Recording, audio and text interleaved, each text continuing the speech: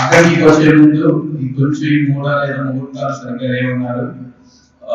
అతి త్వరలో మీ అందరి సహకారంతో, అందరి అభిమానంతో డెఫినెట్ గా అద్దంకిలోకి అడుగు పెడతాను. నేను అడుగు పెట్టే రోజున అనిమిరెడ్డి అన్నతో కలిసే వస్తాను. అదేవిధంగా వైవి సుబ్బారెడ్డి గారి ఆశీస్సులతో, అదేవిధంగా కరణం బలరాం గారి అద్దంకి నియోజకవర్గానికి వస్తున్నాను. మన అధ్యక్షులు మేరుగు నాగార్జున గారు కానివ్వండి, ఎంపీ గారు, ఎక్స్-ఎంపీ గారు, నందిగల్ సురేష్ గారు కానివ్వండి, ప్రతి ఒక్కరిని ఆ రోజు నేను వచ్చే రోజున తీసుకొచ్చి వాళ్ళ ద్వారానే మీకు పరిచయం చేయించుకున్నామని వెయిట్ చేస్తున్నాను. అందరికీ నమస్కారం. అద్దంకి నియోజకవర్గంలో వైసీపీ ఇన్ఛార్జిగా ఒక కొత్త వ్యక్తికి మరి జగన్మోహన్ రెడ్డి గారు అవకాశం కల్పించారు. ఆయన చింతలపూడి డాక్టర్ గారు, చింతలపూడి అశోక్ కుమార్ గారు. ఆయన పల్నాడు హాస్పిటల్స్ అధినేత.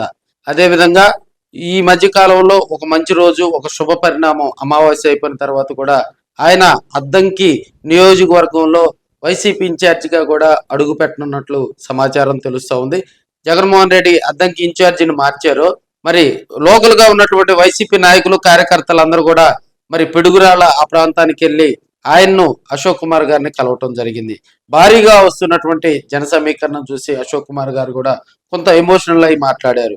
ఆయన రేపు అద్దంకి కాన్స్టిట్యున్సీలో ఇన్ఛార్జిగా బాధ్యతలు తీసుకునేటువంటి శుభముహూర్తాన పెద్ద ఆయన వైవి సుబ్బారెడ్డి గారు, అదేవిధంగా బలరాం కృష్ణమూర్తి గారిని, వారి ఇరువురిని కూడా కలుపుకొని వారి ఆలోచన విధానంతో అద్దంకి నియోజకవర్గంలో కూటమి ప్రభుత్వం చేస్తున్నటువంటి ఆగడాలను ఎండగడతానని, అదేవిధంగా గత ఇన్ఛార్జిగా పనిచేసినటువంటి పాణ్యం చిన్న హనుమిరెడ్డి ఆయన కూడా అద్దంకి నియోజకవర్గం తీసుకొచ్చి వీరి సమక్షంలోనే తాను అద్దంకి నియోజకవర్గ ఇన్ఛార్జిగా బాధ్యతలు తీసుకుంటానని అశోక్ కుమార్ తెలపడంతో అక్కడ ఆ ప్రాంతం అంతా కూడా ఒకసారిగా మరి ఎమోషనల్ అయినటువంటి సందర్భాలు, బాగా వైసీపీ నాయకులు, కార్యకర్తలు కనెక్ట్ అయినటువంటి సందర్భాలు. ఎందుకంటే ఒక కొత్త వ్యక్తిని ఇన్ఛార్జిగా మరి ప్రకటించినప్పటికీ కూడా ఆయన ఒక మంచి, అంటే మనకి అద్దంకి కాన్స్టిట్యున్సీ అంటేనే వైసీపీలో బలరాం గారి ఫ్యామిలీకి ఒక ప్రత్యేకమైనటువంటి గుర్తింపు ఉంది.